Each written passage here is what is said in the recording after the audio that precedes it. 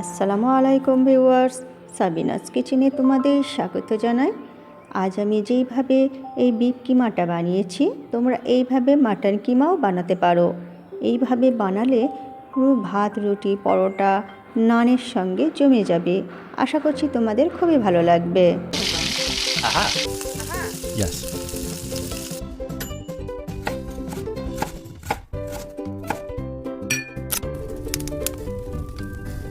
Wow! এখানে আমি 500 গ্রাম মাংস নিয়েছি, ছোট ছোট করে কেটে নিয়েছি। মিক্সির জারে অল্প অল্প করে দিয়ে আমি পিষে নেব। আমি এখানে পিষে নিয়েছি। এইভাবে কিমা করলে খেতে ভালো লাগে। এরপর কড়াইতে তেল দিয়ে, বেশি করে একটু তেল দিয়েছি, সর্ষের তেল গরম করে গোটা গরম মশলা, তেজপাতা আর 1 চামচ গোটা জিরে ফোড়ন দিয়ে দিচ্ছি। সব কিছু মশলা লাল হলে পেঁয়াজ কুচি দিয়ে দিচ্ছি একটু বেশি করে। পেঁয়াজ কুচি নেড়ে চেড়ে আমি লাল করে ভেজে নেব।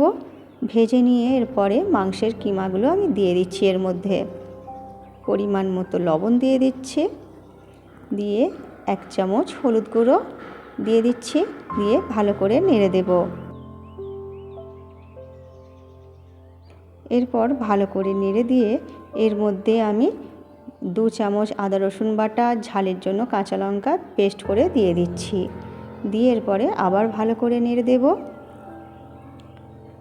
এইভাবে তোমরা এই মশলাগুলো পেস্ট করে রান্না করে একবার দেখো, খুবই ভালো হয়।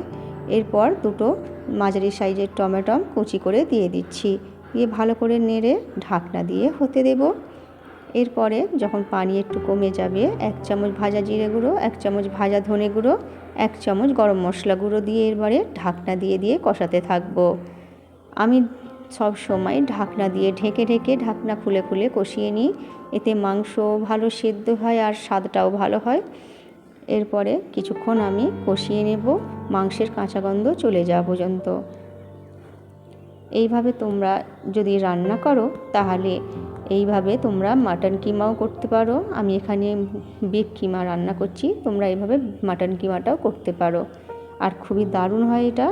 এরপরে কষানো হয়ে গেলে গরম পানি দিয়ে দিচ্ছি এর মধ্যে অল্প করে, দিয়ে এরপরে এর মধ্যে 1 চামচ বাটার দিয়ে দিচ্ছি। তোমাদের কাছে বাটার না থাকলে ঘি দিতে পারো। এরপরে ভালো করে নেড়ে দিয়ে এই রকম মাখা মাখা করে এরপরে নামিয়ে নেব। এরপর গরম গরম পরিবেশন করো। আমার রেসিপিটি তোমাদের ভালো লাগলে লাইক, কমেন্ট, শেয়ার করে পাশে থেকো। আমার রেসিপিটি ফেসবুক থেকে দেখলে ফলো করে দিও, ইউটিউব থেকে দেখলে সাবস্ক্রাইব করে পাশে থেকো।